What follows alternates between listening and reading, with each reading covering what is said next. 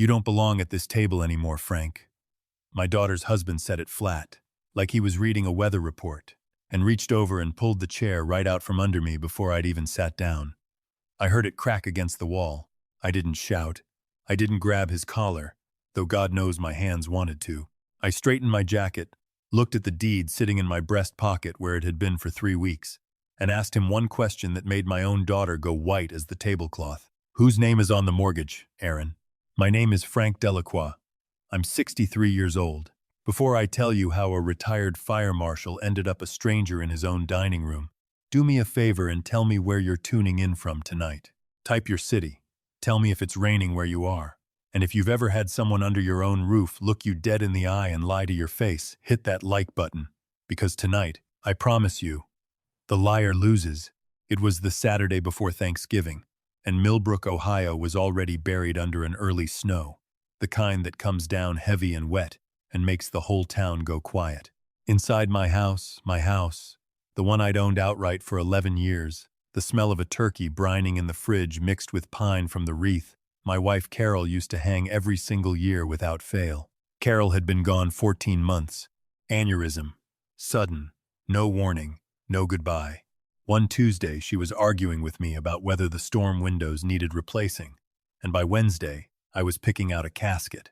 I spent 31 years as a fire marshal for the Millbrook Fire Department, 31 years walking into buildings after the smoke cleared, reading the black scorch patterns on the walls like a language only I understood, tracing a disaster back to the exact spark that started it. I could stand in a gutted living room and tell you, within 10 minutes, whether it was a faulty outlet or a lit cigarette or a man who wanted the insurance money. I built a career on reading what people tried to hide, and still, I let my own daughter's husband burn my life down right under my nose, and I didn't smell the smoke until it was already in my lungs. I was standing in my bedroom that Saturday evening, straightening the collar of my good Navy sport coat, the one Carol always said made my shoulders look 20 years younger. I splashed on the aftershave she used to buy me every Christmas out of habit more than vanity, and walked down the hall toward the dining room to help set the table for the early Thanksgiving dinner my daughter had planned. Halfway down that hall, I stopped cold. The table was already set. Fully set. Candles lit. The good china out. Carol's mother's china. The set. I told my daughter Melissa was never to leave the cabinet except for Christmas, and I stood in the doorway and counted. 1, 2, 3, 4, 5, 6. 6 place settings. 6 folded napkins. 6 wine glasses catching the candlelight. I looked around the room. My daughter, Melissa, 30 years old, the only child Carol and I ever had, was lighting the last candle with her hand shaking slightly. Her husband, Aaron Voss, 36, wearing a blazer that looked like it cost more than my old service pension check, was uncorking a bottle of red, like he owned the cellar it came from. 2 people I didn't recognize sat already seated at the far end, a man in his 50s with silver hair and a woman beside him tapping something into her phone, both of them dressed like they'd come from a bank, not a Thanksgiving dinner. And beside them, a 4th stranger, younger, holding a leather folio against his chest, like it held the deed to the whole state of Ohio. I counted the chairs again. Melissa, Aaron, 2 strangers, 1 more stranger, that's 5. 6 place settings, 5 people, and not 1 seat, not 1 plate, not 1 folded napkin anywhere for me. I stood in my own doorway feeling something I hadn't felt since I was a rookie, standing outside my first structure fire, watching it eat a building alive and knowing there was nothing I could do but watch. 31 years of pulling people out of burning houses, and here I was, invisible in my own dining room. I remembered every double shift I ever worked so Melissa could go to that private college in Columbus. I remembered walking her down the aisle 6 years ago at a wedding I paid for in cash, because I didn't believe in going into debt for happiness. I remembered signing the final payment on this house, 4 bedrooms on Larkspur Lane, the one Carol and I bought when Melissa was 11 free and clear, 11 years ago. My name and Carol's name, the only 2 names that ever mattered on that deed. When Carol died, I was a man walking through fog, and when Melissa and Aaron showed up 8 months ago with warm eyes and soft voices saying they didn't want me rattling around this big house alone, that they'd give up their apartment in Cleveland and move in to keep an eye on me, I said yes before they'd even finished the sentence. I was grieving. I was lonely. I let the wolf walk right through my front door because he was wearing my daughter's smile. And over 8 months, the way a fire moves through a wall you can't see, quiet, patient, eating the studs from the inside before you ever smell smoke, I had been slowly pushed to the edges of my own life. It started small. My name came off the mailbox, replaced with theirs. My recliner disappeared from the living room into the garage to make more space. My workshop in the basement, 40 years of tools and blueprints from my volunteer carpentry work, got boxed up because Aaron needed a proper home office for his consulting business. I told myself it was an adjustment. I told myself I was a stubborn old widower who needed to learn to share. But standing in that doorway on a Saturday in November, watching a table set for 6 with no place for me, the truth finally caught up to the denial. I wasn't a father in this house anymore. I was an inconvenience they hadn't figured out how to remove yet. The heat rose in my chest, fast and blinding, and for 1 second I wanted to put my fist through the wall. But 31 years of training took over instead. You don't run into a fire swinging. You read it first. You find the source. So I didn't say a word. I turned around, walked back down the hall to what used to be my study, now Aaron's media room, and dragged my old leather reading chair, the one from my study before that got taken too, out of the corner where it had been shoved, and pulled it straight down the hallway, its wooden feet screeching against the hardwood. The soft chatter in the dining room died instantly. I wedged that chair right at the head of the table, the seat I'd occupied every single holiday for 11 years, right between Aaron and the man with the leather folio. I walked to the sideboard, took down a spare plate and a fork, set them in front of me, and sat. Silence, thick enough to choke on. The strangers exchanged uneasy looks. The silver-haired man cleared his throat. Melissa stared at her lap, cheeks burning, refusing to meet my eyes, too afraid to defend the father who built the floor she was standing on. Aaron's face went from pale to a deep, furious red. He stood so fast his chair scraped back and hit the wall. He slammed his palm flat on the table, and the wine glasses jumped and rang against each other. "You don't belong at this table anymore, Frank," he said, cold and flat, like he was reading me a policy. "This is a business dinner. You need to go." I didn't flinch. I looked at his red face, and I smiled, slow, calm, the kind of smile that made his eyes flicker with the first hint of doubt he'd shown in 8 months. I set my fork down gently on the empty plate. I stood, smoothed the front of my sport coat, and said quietly, "Enjoy your dinner, Aaron." Then I turned and walked toward the front door. I heard him mutter something behind me to the strangers about his father-in-law's confusion. They thought I was retreating. They thought the old man had finally been put in his place. They had absolutely no idea what was waiting for me on the other side of that door. To understand how I ended up standing at my own front door like a stranger, you have to go back 8 months, to the exact day the fog of grief cleared just enough for a wolf to slip through it.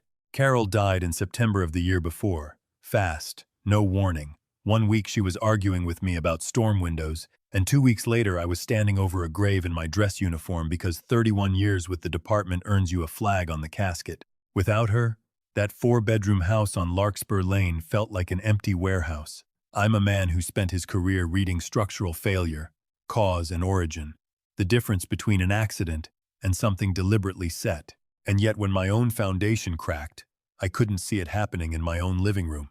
3 weeks after the funeral, Melissa and Aaron came for Sunday dinner. Melissa's eyes kept drifting to the empty spot at the counter where her mother used to stand chopping vegetables. Aaron leaned forward on the couch with his elbows on his knees, wearing that earnest look he always put on right before he asked for something. "Dad, we've been talking," Melissa started, voice trembling with what I thought was real concern. "We hate you being here all alone. Mom wouldn't want that." "I'm managing," I told her. "It's quiet, that's all." Aaron put his hand over hers, the picture of a devoted husband. "Frank, my consulting firm is about to take on 3 new regional clients. It's the break we've been waiting for, but it means Melissa and I need to free up capital, stop paying rent in Cleveland, redirect it into the business for a year, maybe 2. And honestly, we've been worried sick about you being alone in this big house. It's not good for your health. We were thinking, we give up our lease, we move in here with you. It's a win for everybody. We save the money I need to grow the firm, and we make sure you're never alone again." It sounded so reasonable, so loving. I should have run the same cold analysis I ran on every fire scene in my career. Follow the pattern, trust the evidence, not the story someone's telling you while the building's still smoking. But I wanted my daughter's footsteps on my stairs again. I wanted the sound of a full house. I said yes. They moved in 3 days later, and what I told myself was a natural adjustment period turned out to be a slow, deliberate occupation. It started with small things. I forgave Aaron, rearranging the furniture, taking over the garage, being a little too loud, giving directions to the movers like a general taking a captured city. But the illusion of a happy household didn't survive even the first night. I'd gone for my evening walk, same route I'd walked for 15 years. Came back around 9, punched my code into the alarm panel by the door. Red light. Invalid code. I tried again. Red light. On the third try, the system locked and started its 60-second countdown to call the police. Aaron came down the stairs in a bathrobe, entirely unbothered, and reset the whole panel with a code I'd never seen before. "Sorry, Frank," he said. "Not sorry at all. System glitched this afternoon. I just reset it to match our old place so it's simpler. I'll write the new code down for you." He never did. Not that night. Not the next morning. A man doesn't change the security code to another man's house on his first night in it by accident. He does it to send a message. And I stood alone in my own dark hallway understanding, for the first time, exactly what kind of man had walked through my door. Over the following weeks, the small cruelties compounded into something colder.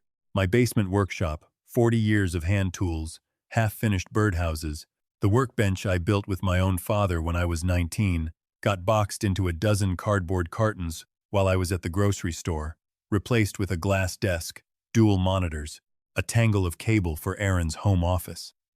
When I confronted him, he told me, without a flicker of shame, that a retired man doesn't need a workshop and family requires practical compromise.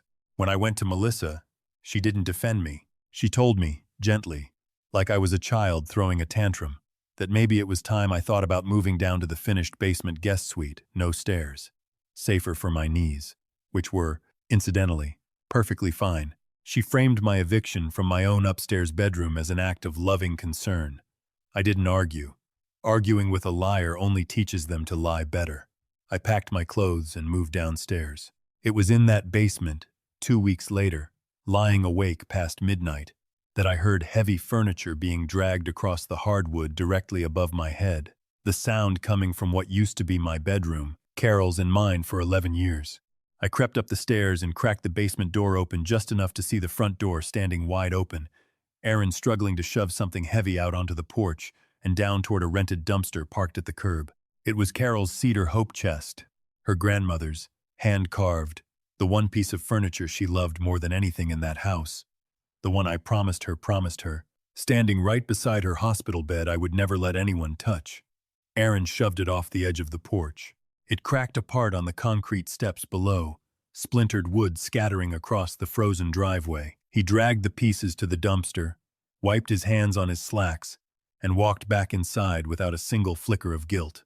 I stood frozen in the shadows of my own stairwell, understanding this wasn't about space.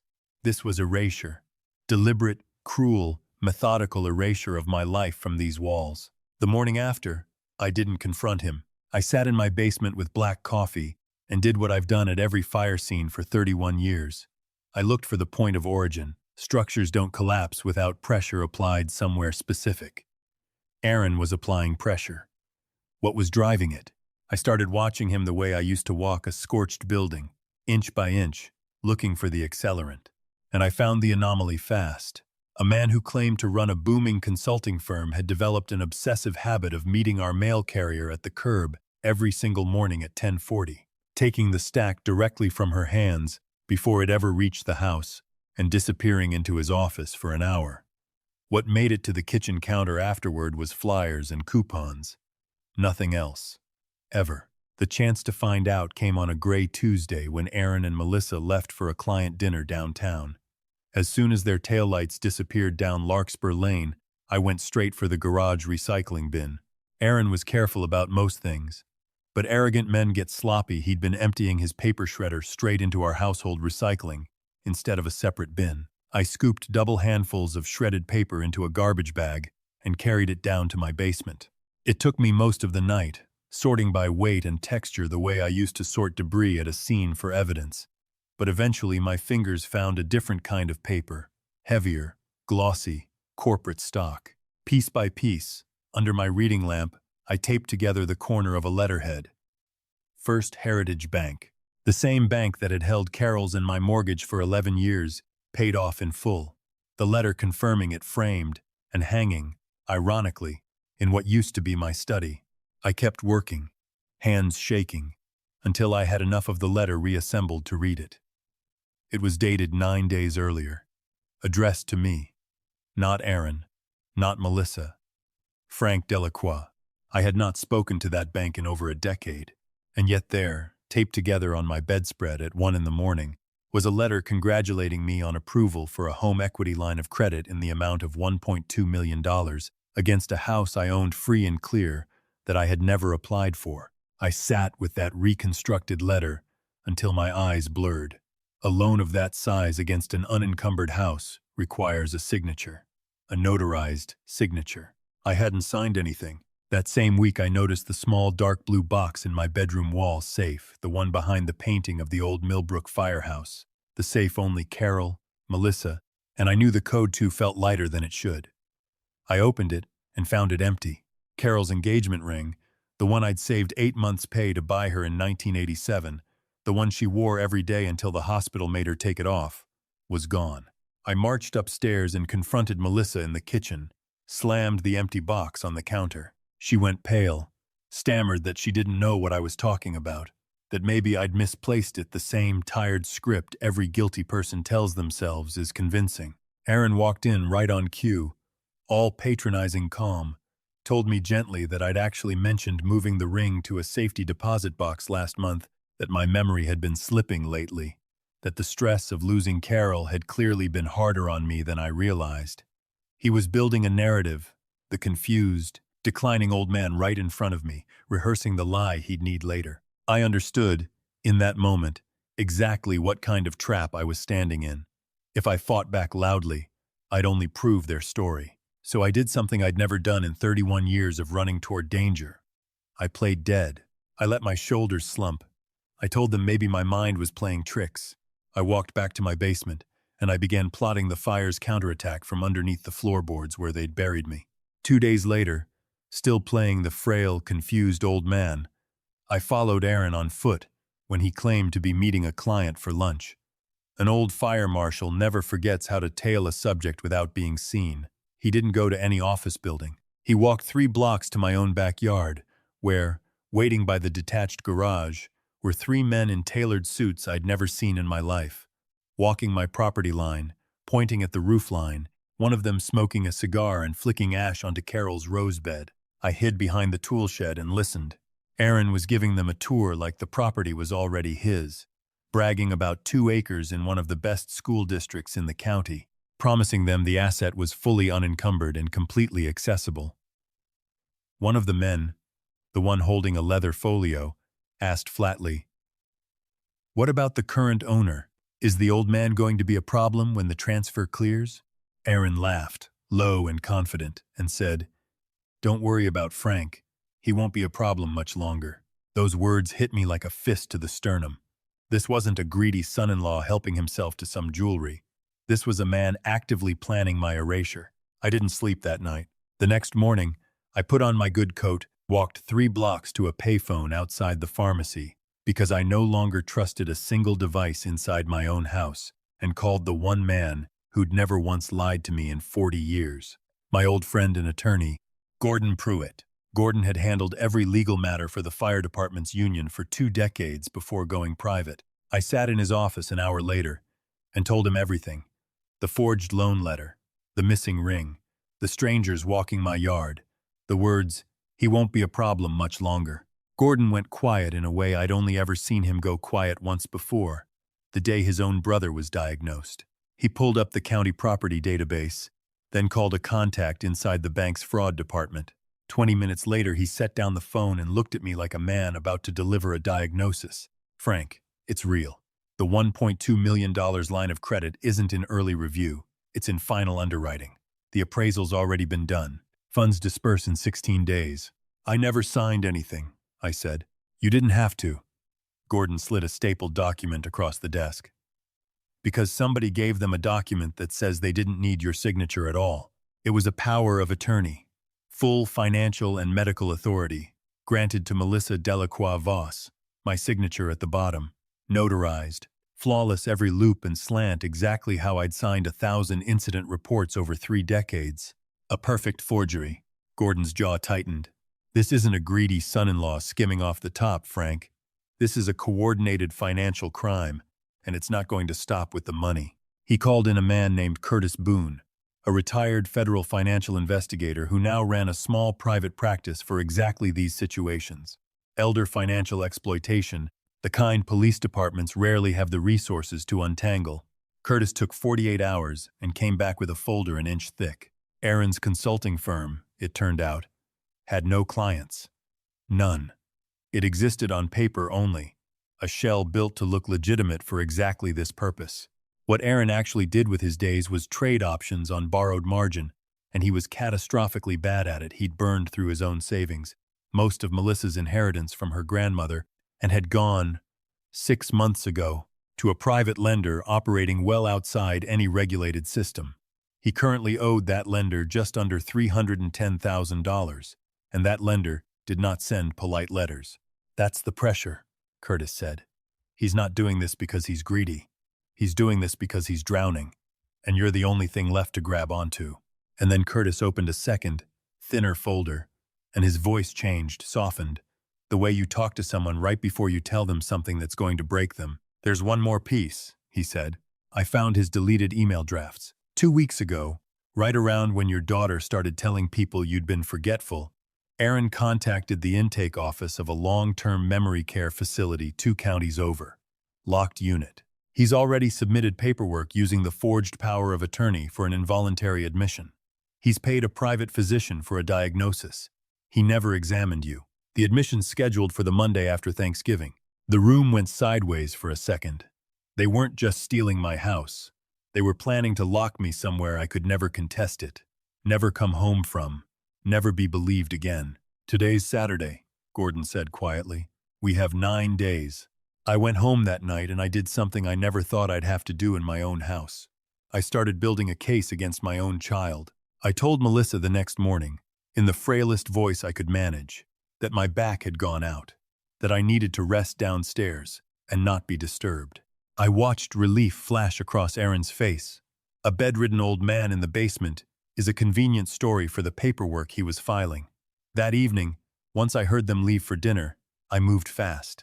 I'd asked Curtis for 4 small wireless cameras, the kind used in his line of work, no bigger than a shirt button, with cellular uplink so nothing lived on my own network where Aaron could find it. I put one in the smoke detector in the front hall, one tucked into the top of the kitchen cabinet, angled down at the island, 2 more split between the dining room chandelier and the bookshelf in what used to be my study, hidden inside a hollowed-out volume of fire code regulations nobody but me would ever open. For 3 days I played the broken man perfectly, the limp, the forgotten stove burner, the same question asked twice in an hour while underneath it. On a burner phone Gordon had given me, I watched everything. On the second night, past midnight, the library screen lit up. Aaron sat down heavily at his glass desk with a drink. A few minutes later, Melissa came in, closed the door, and I listened through my earbuds as my own daughter asked her husband, flat and businesslike, whether the doctor's report on my cognitive decline would hold up to scrutiny if I tried to fight the admission. You worry too much, Aaron told her. I paid Dr. Holloway 10 grand for a report he never even had to examine Frank to write. It's airtight. Once the transport van picks him up Monday morning, we clear the loan by Wednesday, pay off my debt, and by Friday we're on a flight to Cabo. He'll be somebody else's problem. I sat in my basement and listened to my daughter discuss shipping her own father to a locked ward, the way you'd discuss returning a piece of furniture that didn't fit the room. I waited. Some foolish, wounded part of me still waited for her to push back, to hesitate, to be my daughter. She didn't. She asked only whether the plan was airtight enough to survive scrutiny. I turned off the phone and sat in the dark a long time. When I stood back up, the grieving man who'd let a wolf in his front door 8 months earlier was gone. What was left was the version of me that used to walk into burning buildings and come out the other side.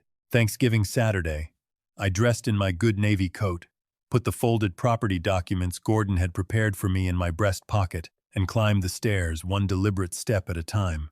Not the shuffling frailty I'd been performing for days, but steady, upright, unhurried. I found the table set for 6, with no place for me.